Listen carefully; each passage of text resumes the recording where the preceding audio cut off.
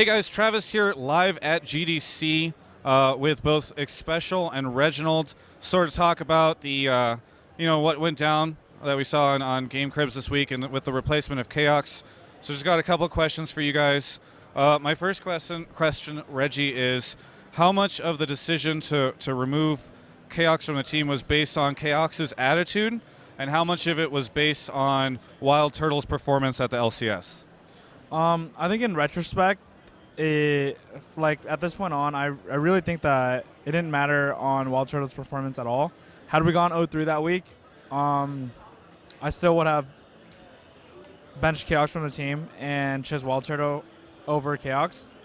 What I look in for players are highly motivated players and players that are professional. And lately, I didn't get that from Chaox. I wanted Season 3 to be extremely professional. I did not want Season 3 to be really messy like how it was in Season 2. And so I told everyone at the start of the season that if anyone messes around and if anyone ever puts himself ahead of the team, that they'll be removed instantly. Yeah. So I followed up with what I said, and I said what I meant, and I did it. So sort of following along that, I mean, because we've only had, I think a lot of people have had this behind-the-scenes access with Game Crib, but sometimes, it's not like the camera captures everything, and it only started at the start of LCS. So one of the big questions, I think, in the community is, was this just based off of MLG Dallas and his actions there and the way he acted, or was this sort of like an ongoing attitude thing that you saw in him for even before Dallas? So, to put it more simply, the biggest thing was it was all additive together.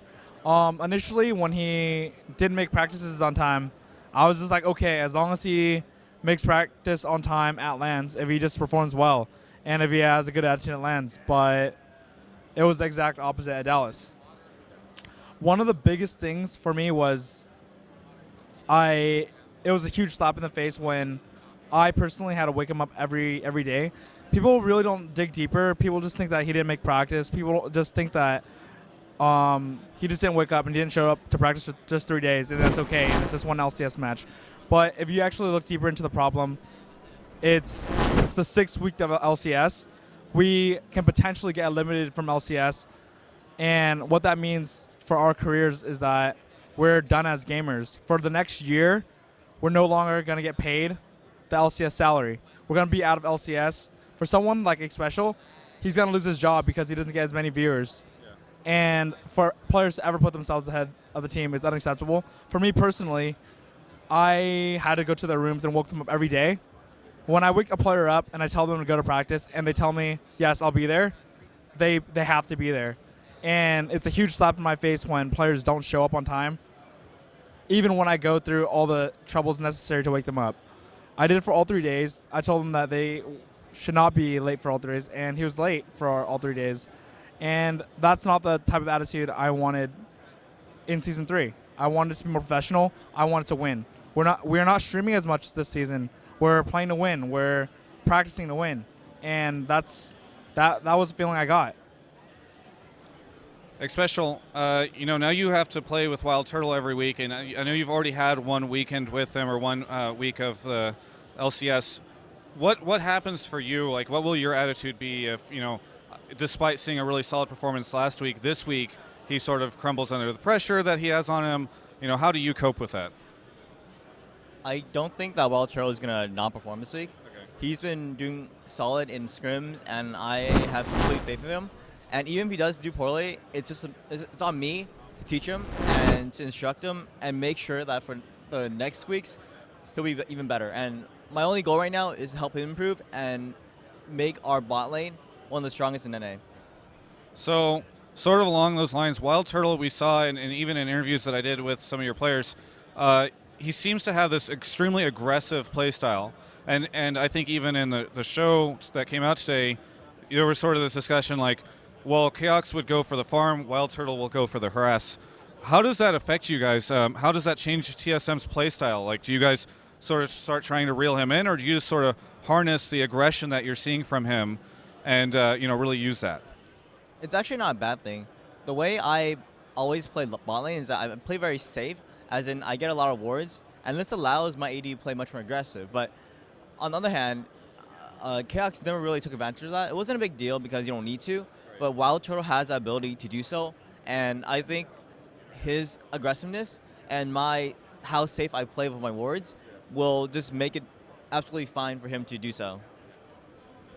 So, Reggie, around what time, what was the timeline on when you guys made this decision? Was this at PAX? I think we saw, it seemed like you guys had already made a decision by the time, LCS ended last week. What timeline did you guys have for that? It was a really hard decision for me. I started initially thinking about it after he exploded on me. So what happened was the timeline was basically at Dallas.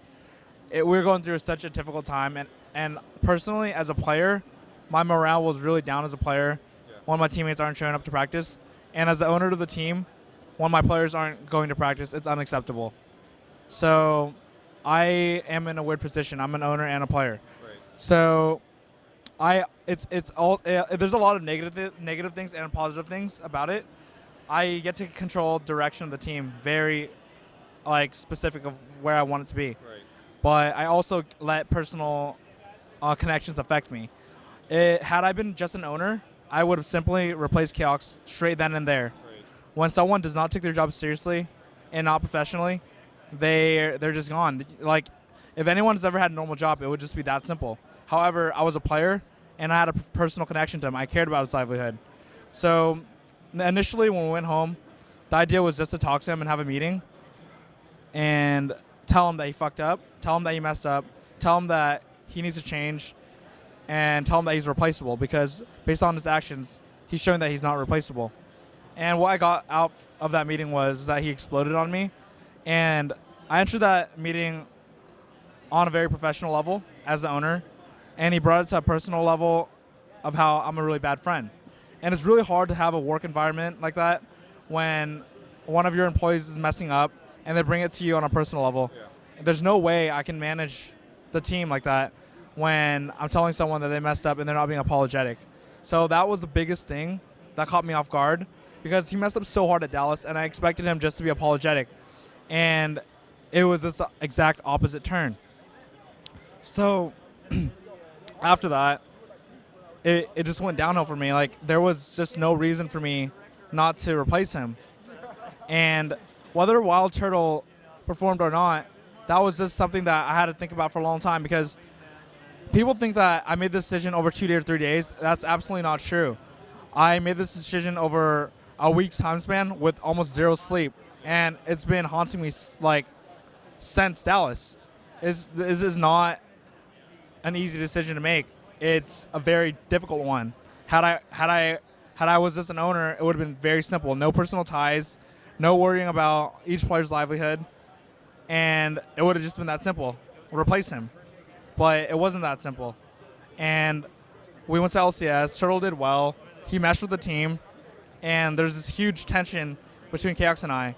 And the biggest thing is that when Chaox does those type of things, it makes me underperform as a player. When another teammate is late to practice, it makes me have a crappy morale as a player. And I'm the shot caller, playmaker of TSM. And when I'm motivated, we win. That's simple. If you look back at Season 2, when I'm motivated, when I play well, we usually win. And if you can ask any pro on any other team. And as a player, my morale was down really low. I spent 2 or 3 hours strategizing against Curse, and we didn't even get to use our strategy because we didn't get to practice it, and we wanted to show practice beforehand. So it was really simple for me at that point. I work on solo mid 100 hours a week for the last 4 years. That's nearly 20% of my life. And when players put themselves ahead of my livelihood, it just makes it really simple for me to choose my livelihood, because I put everything into solo mid, and that's how it is. Well, let me ask you, why did you decide not to offer him a position as a sub? Was it just that sort of the relationship between you guys was so fractured that you couldn't offer him that, or what was the decision to just remove him entirely from the team? The biggest thing was that this, you've seen Game Cribs, right? You've seen the first episode where we talked about Season 2 Worlds. Clearly, people didn't really dig deeper. the truth is that at Season 2 Worlds, the Ottawa and Dyrus did not have their priorities straight. They put themselves ahead of the team, and they should have simply been replaced. And they weren't because I let my personal ties affect me. And if you dig deeper into that, we only moved into the gaming house to win Season 2. We didn't move in to make friends. We moved in to win Season 2. We moved in to take first. And everyone on the team practices really hard, 12 hours a day, 7 days a week, nonstop. And everyone on the team put everything off to win Season 2. At the very last stretch, they chose themselves ahead of the team. And I didn't want that anymore. I wanted Season 3 to be professional. Xpecial shares the same view as me. We are on the team to win. This is our livelihood. We need to win. And that wasn't the case with Season 2. I gave Dyrus and Ottawa another chance, but I told every player that they're replaceable, they need to be professional, and they can't act out. I forgave them for Season 2. I really did, but I didn't forget. Right. And I wanted Season 3 to be extremely professional. So when he acted out like that, I had to do it. I set a precedent for the team. I replaced Chaox, and we go to LCS. Not one player was late at all. I say 10 a.m., they're there at 10 a.m.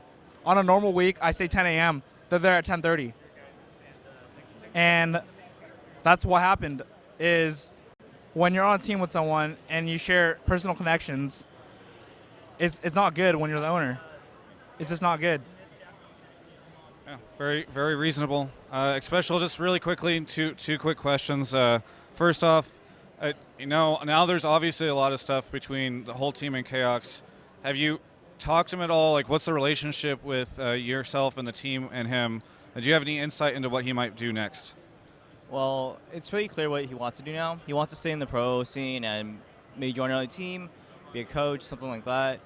But the relationship between Chaox and I, it has actually never been as intimate that a lot of people think. Yeah. Like we were friends, but there was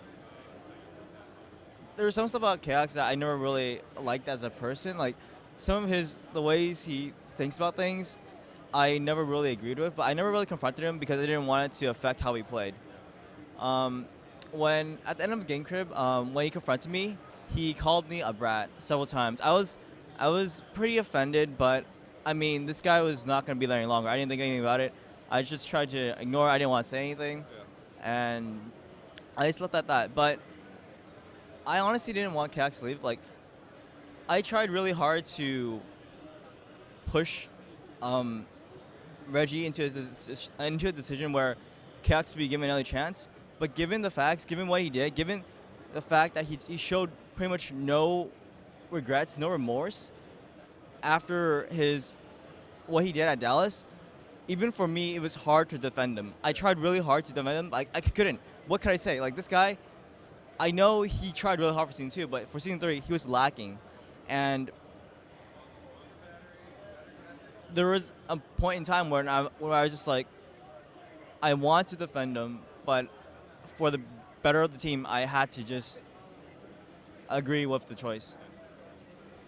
That's reasonable.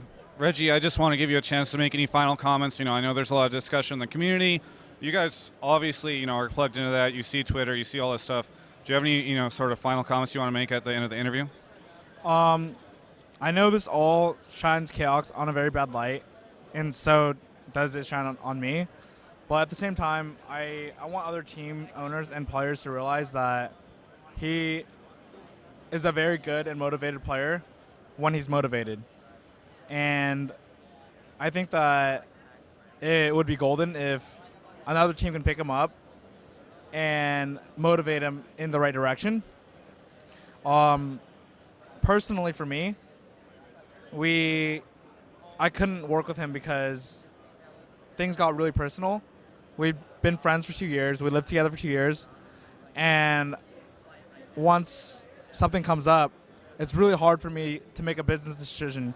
It's really hard for me to basically tell someone this is your final warning, stop fucking around. It's really hard for me to do that to friends because we moved into a gaming house as friends and as players, and to win season 2. And season 3, we moved in a house to be professional. And I think that Chaox would be a really good on a team that he doesn't have any ties to the owner. So I think that his future is looking really bright in esports. I think that he can be really good, and right now he is good. So I just wish him the best of luck. That's pretty much it. Like, I really don't know what to say at this point. It's just been it's like a roller coaster, really down and up.